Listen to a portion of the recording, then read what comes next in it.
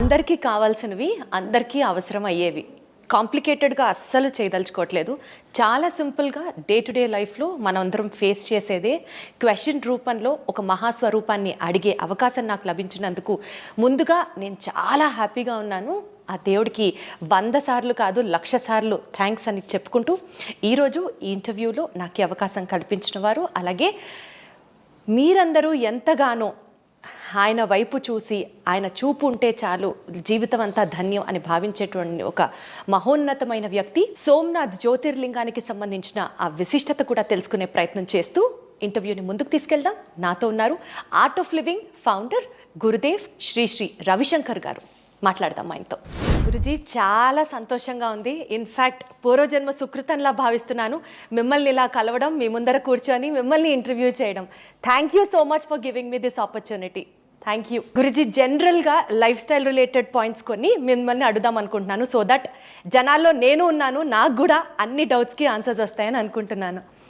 చాలా టార్గెట్స్ పెట్టుకుంటూ ఉంటాం లైఫ్లో, మనం ఇది అచీవ్ చేయాలి, ఈ గోల్ రీచ్ అవ్వాలి అని.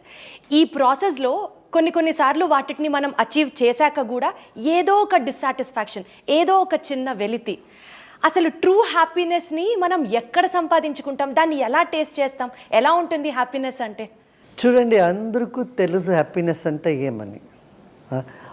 మనమేమో ఇష్టపడతామో అది దొరికినప్పుడు మనకు హ్యాపీనెస్ వచ్చింది.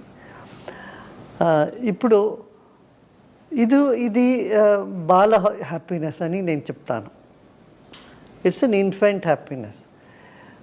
పెద్దోళ్ళు అయిన తర్వాత ఎప్పుడు మేము అందరూ వేరే వాళ్ళకు ఇస్తామో, ఏమైనా ఇచ్చేప్పుడు మనకు హ్యాపీనెస్ వస్తుంది. అందరూ హ్యాపీనెస్లో మన హ్యాపీనెస్ కనుక్కునేది అది ఇంకా శ్రేష్టమైన హ్యాపీనెస్.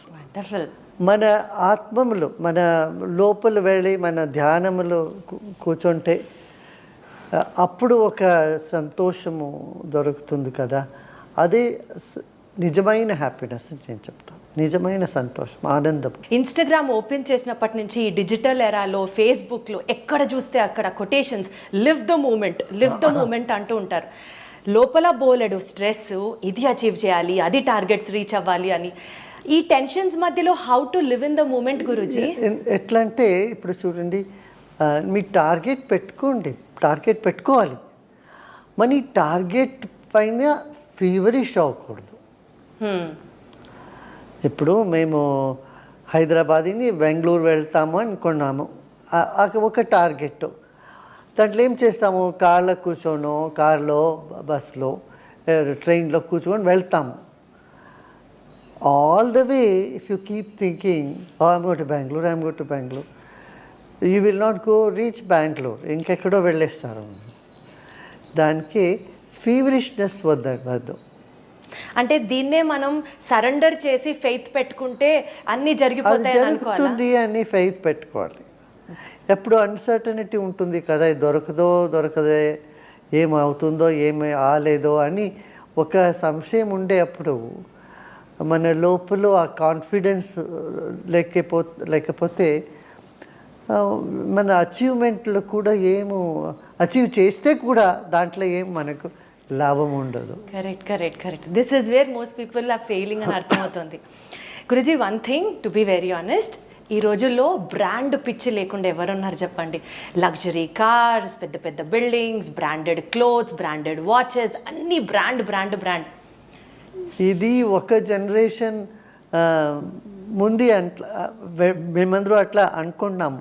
ఇప్పుడు జనరేషన్ జీ ఉన్నారు కదా, వాళ్ళకి అది బ్రాండ్ ఏమవుదు. వాళ్ళు ఇంకా చాలా ముందే వెళ్ళారు.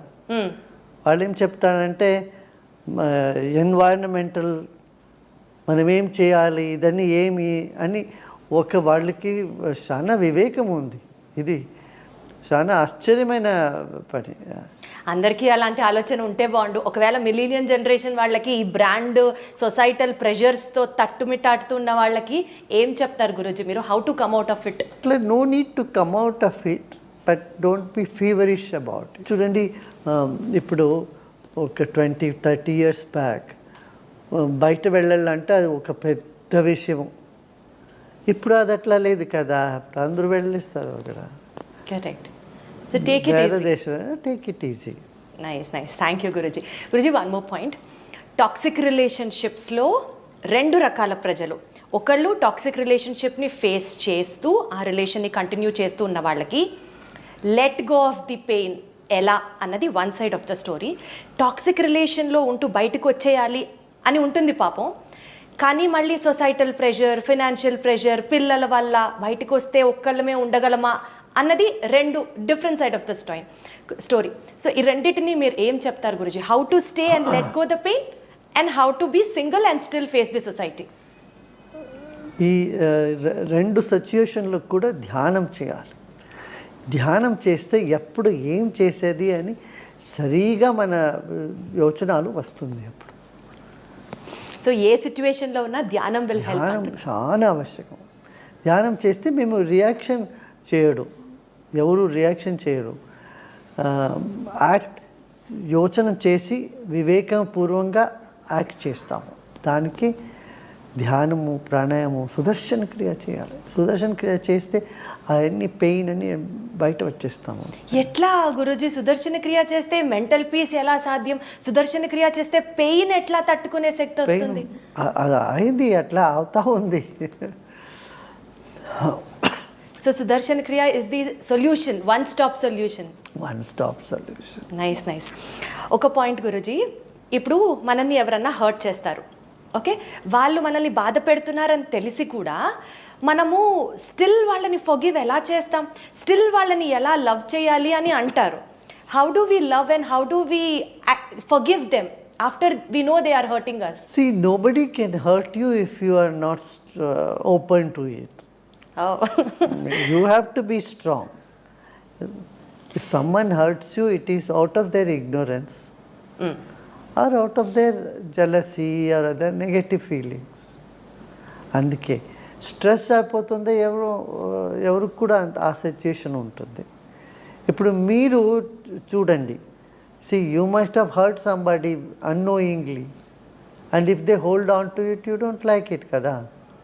మీరేం చెప్తారు? అదే వదిలేసి ముందు వెళ్ళప్పా, అది ఏమో చెప్పాను, అందరూ తప్పు చేసేదే అని మనము ఫిలాసఫీ మాట్లాడతాం కదా. ఆ ఫిలాసఫీ మనం కూడా అప్లై చేయాలి.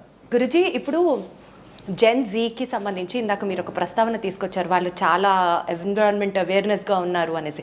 But the other side of the story ఏంటంటే ఈ ఫెయిల్యూర్స్, లవ్ రిజెక్షన్, అసలు ఒక కష్టాన్ని వాళ్ళు ఫేస్ చేయలేకపోతున్నారు.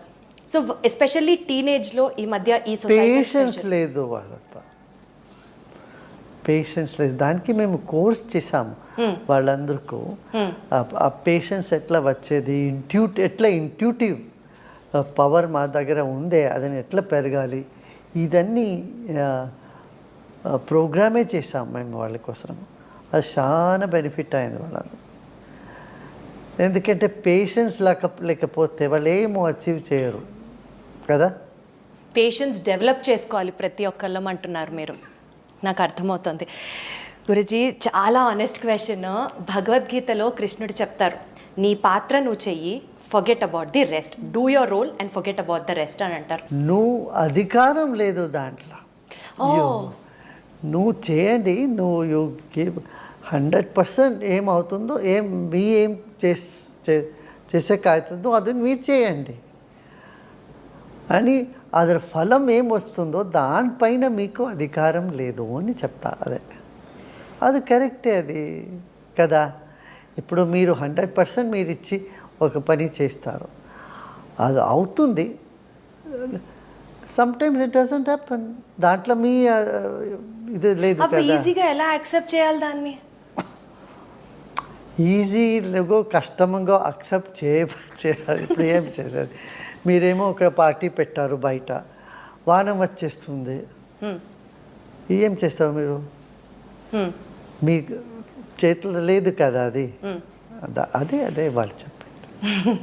గురుజీ, యాక్చువల్గా నాకు శివుడు అంటే చాలా చాలా ఇష్టం. చాలా ఇష్టం శివుడు అంటే. సో నాకు నిన్న మన సోమనాథ్ గురులింగానికి శివలింగానికి సంబంధించి ఒక స్టోరీ చేశాను ఐ డ్రీమ్కి వెళ్ళినప్పుడు. సో జ్యోతిర్లింగాలలో ఒక లింగాన్ని నేను దగ్గర నుంచి చూస్తున్నాను, నాకు ఈ అవకాశం వచ్చింది అన్నది వచ్చినప్పుడు నాకు ఎలా అనిపించిందంటే, ప్రతిసారి శివయ్యకి I love you Shivayya, I love you Shivayya అని చెప్పుకుంటా. శివుడి దగ్గర నుంచి కూడా I love you too, so you come to me and you have my darshan అని అనిపించింది. సో నిన్న జరిగినటువంటి అంటే సోమనాథ్ శివలింగానికి సంబంధించి ఆ స్టోరీని మీరు చెప్తే ఎక్స్పీరియన్స్ వినాలనుకుంటున్నాను. మీ ద్వారా చెప్పండి. చూడండి, శివుడు అన్ని జగాలో ఉన్నాడు. వాడు జ్యోతి స్వరూపంగా ఉన్నాడు. ఎనర్జీ అంటే శివుడు అంటే ఎనర్జీ. ఇప్పుడు అది ఒక్కొక్క స్థానంలో అది ఒక ప్రతిబింబమై మనకు కనిపిస్తుంది. సంవత్సరం తర్వాత ఆ లింగం మనం అందరికీ దర్శనం చేసేదానికి దొరికింది. అది ఒక పెద్ద విషయం కదా. ఇప్పుడు 500 years తర్వాత రామ మందిరం అయింది. అట్లే ఇది ఒక సహస్ర సంవత్సరం తర్వాత మనకు దొరికింది. అది ఒక పెద్ద విషయం అనుకున్నాను. Thank you Guruji. ఒక చిన్న ర్యాపిడ్ ఫైర్ మీ పర్మిషన్తో అడగచ్చా? ఫస్ట్ క్వశ్చన్, ఒక పుస్తకం ప్రతి ఒక్కళ్ళు చదవాల్సింది అని అంటే ఏం చెప్తారు? జీవనము. పుస్తకమే జీవనమా Guruji? One habit can change your life, if so what is that? Patience. Morning meditation or evening meditation, which is preferred? Any time meditation. Guruji 10 minutes meditation చేయాలంటే కూడా జనం బోర్ అని అంటారు కదా, అప్పుడు మీరు ఏం చెప్తారు? మీరు సత్వ యాప్ ఉంది మనది, దీంట్లో కూడా QR కోడ్ ఇస్తాము.